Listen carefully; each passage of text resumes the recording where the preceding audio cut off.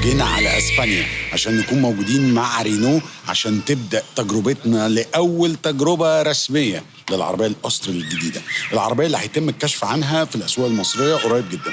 النهاردة يعتبر أول تجربة للعربية، هنجرب نسخ مختلفة، عربيات مختلفة. عندنا تجربة النهاردة حصرية وجامدة جدا مع رينو من أسبانيا، يلا بينا.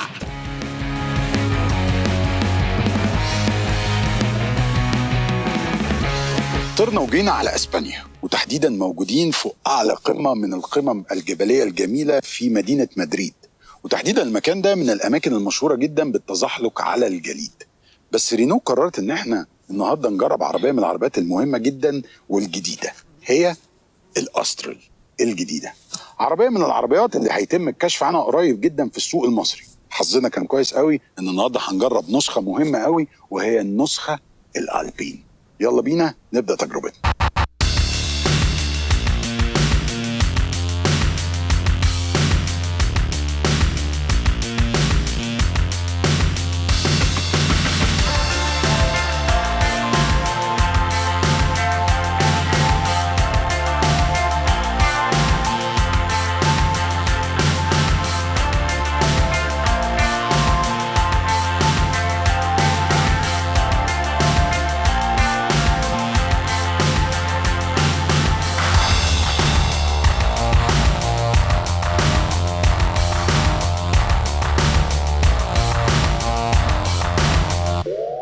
خلينا نبدأ نتفرج على العربية ونشوف التفاصيل.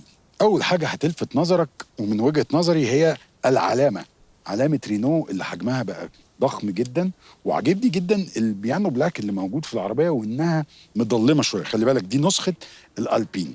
الفرونت ده جرال أو الشبكة الأمامية شكلها حلو قوي، وأعتقد أكتر حاجة مخلية الشكل الموجود جميل هو رينو استخدمت LED ماتريكس لايتس اللي موجوده هنا بالداي لايتس الكبيره، والانيميتد او الحركه اللي بيتحرك فيها الفوانيس بشكل لطيف قوي. بعد كده عندنا الجزء ده مقفول، وهنا في فتحات عشان الايرو داينامكس اللي موجوده في العربيه. وش العربيه شكله رياضي قوي، وفي نفس الوقت انيق، وفي حته مستقبليه كده، عارف الحته اللي هي اللي بتتغلب عليها شويه. لو رجعت بالفيديوز وافتكرت الميجان الالكتريك اللي كنا بنجربها، هتلاقي ان العلامه دي كانت موجوده فيها، وبدات رينو هيبقى دي الثيم اللي موجوده في معظم عربياتها. التوربيدو ستايل او الديزاين اللي موجود في العربيه، هتلاقي بص الجزء ده من الحاجات اللي شكلها حلو قوي، فهتلاقي ايروداينامكس العربيه لطيفه على التجربه، وده بانت واحنا سايقين. وش العربيه عاجبني قوي، وعاجبني اكتر التفاصيل والخطوط اللي استخدمتها رينو في العربيه دي. واكتر حاجه من الحاجات الحلوه الماتشنج بين الوان العربيه. العربيه اللي احنا بنجربها باللون، او دي النسخه الهايبريد. النسخه الهايبريد مختلفه شويه لان موجوده بمحرك، او تحديدا بمحركين، محرك بنزين ومحرك كهرباء. حتى الان لسه مش متوقعين ان هتبقى موجوده عندنا النسخه دي. النسخه دي بتخرج حوالي 200 حصان، والموتور اللي موجود 3 سلندر 1.2. اما النسخه اللي حجلنا فحجلنا بالمحرك الاربعه سلندر اللي هتكون موجوده في السوق المصري، 1300 توربو، بتخرج 160 حصان بفتيس متطور جدا بتكنولوجي الفورمولا 1 CVT، عشان يخلي العربيه دي ادائها نشيط، وفي نفس الوقت استهلاكها للبنزين ما يكونش ارقام كبيره قوي.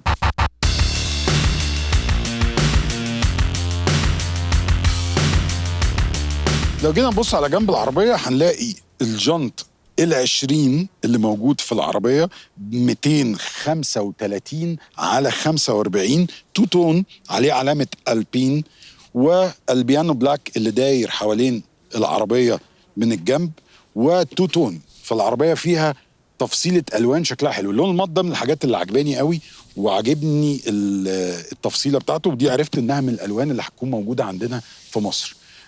كمان الزاوية بتاعت باب العربية، فتحة الباب لطيفة جدا في الدخول والخروج، وفي نفس الوقت الباب مكمل لتحت عشان يقلل قد ايه الاصوات اللي بتكون موجوده في العربيه. لو جينا نبص هنا على جنب العربيه هنلاقي علامه البين موجوده في الجزء ده، مديه لمسه كده لطيفه. المرايات والكاميرا اللي موجوده فيها، لان العربيه فيها كاميرات 360 درجه. شكل العربيه انيق قوي، وانا من وجهه نظري رينو ابدعت في تصميم العربيه دي من حيث التصميم الخارجي. ولسه كمان لما افرجكم على ظهر العربيه، تعالوا اوريكم حاجه.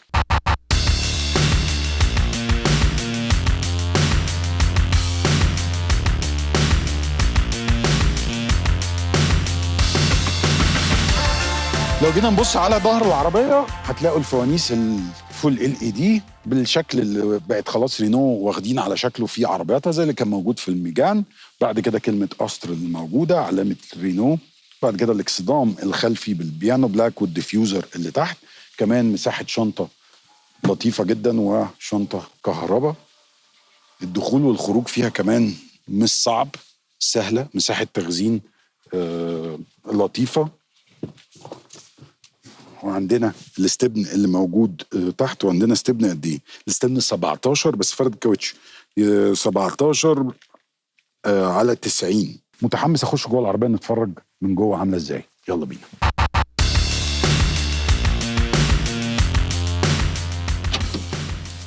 خلينا نبدا بقى نتفرج على الجزء اللي خلفي. وليج روم حلوه، هيد روم كمان حلوه، بانوراما، مساحه كبيره. انا بتفرج على العربيه معاكم لاول مره. التفاصيل اللي في العربيه حلوه. الكراسي الرياضيه، الماتيريال شكلها كربون فايبر في الالكنتارا. موجود الالكنتارا هنا في مخادع الراس. الاناره الخلفيه شكلها حلوه. عندنا 2 تايب سي وصلات وفتحتين للتكييف موجودين اهم في الجزء ده.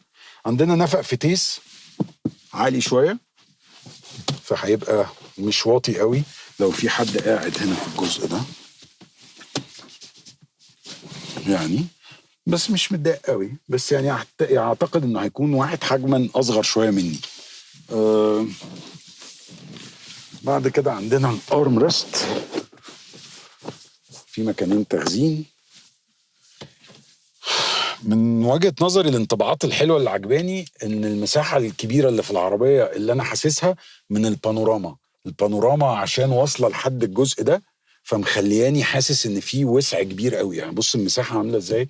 ودي من الحاجات اللي مدياني احساس اني مش مخنوق وانا قاعد ورا. رسمة الكرسي كمان شكلها حلو، رياضية قوي وشكلها انيق. تعال ننزل على الجزء اللي قدام.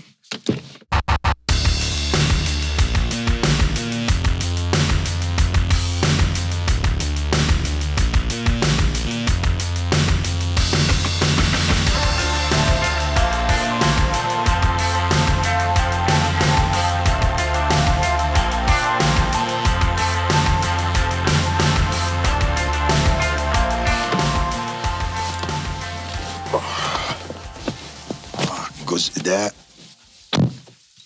خطير. العربية اتغيرت بشكل او زي ما بقول كده اتطورت بشكل كبير قوي. لو جينا نبص اول حاجة خلينا نبدأ بستيرنج شكلها حلو موجود فيها الكنتارا.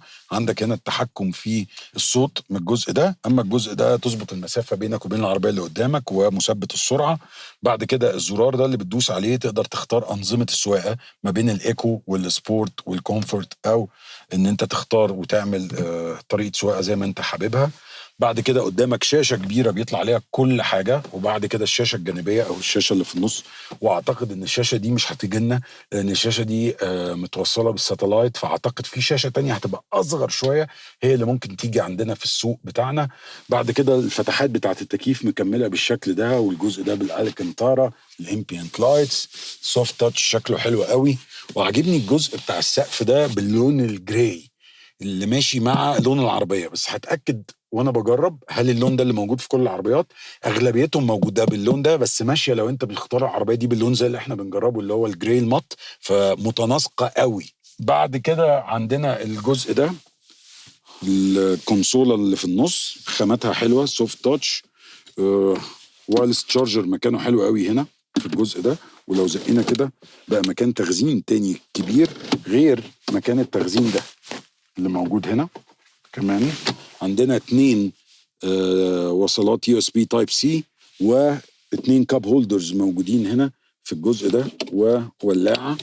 البيانو بلاك موجود في حتة لطيفة ماشية مع الشاشات مع العربية. وهنا عندنا درج تابلو شكله حلو كمان مساحته كويسة. انتوا حاسين ان رينو او انا من وجهة نظري رينو طورت بشكل كبير جدا سواء الماتيريالز اللي استخدمتها والديزاينز بتاعت العربيه.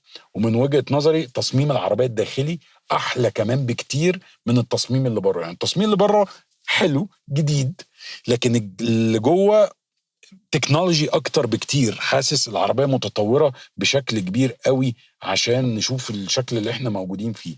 تفاصيل كتير موجوده في العربيه، مستمتع بيها قوي. بس خليني متحمس اكتر نطلع سوق وبتفرج معاكم على العربيه لاول مره. فيلا بينا نطلع نسوق ونجرب عشان انا متحمس للتجربه ونشوف اكتر ايه اللي موجود في العربيه. يلا بينا.